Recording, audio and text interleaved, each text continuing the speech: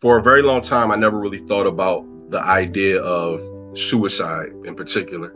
And I'm sorry, I should have given a trigger warning for that, but I didn't really think about the idea of suicide. But when my brother died by suicide, it made me think about it even more.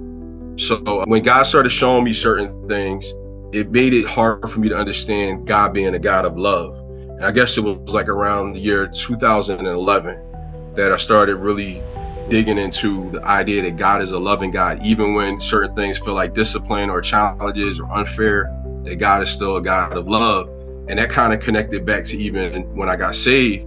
When I got introduced to God, what challenged me and changed me wasn't necessarily John 3:16 about God so loving the world that he gave his only begotten son. What actually drew me in to understanding God to be a personal God was a scripture from James that said, draw near to God and he'll draw near to you. So those things changed my perspective of who God is. But then through certain processes, I felt like this isn't fair.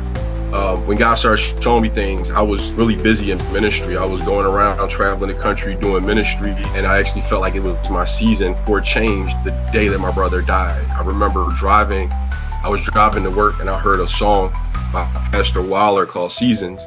And that morning I felt like God was telling me, this is your season. And at that time I thought this is a season of growth and change that was going to be positive for me. But what I learned later, that was actually a season of fall, some hard times, some very cold times, some difficult times, as opposed to just new life.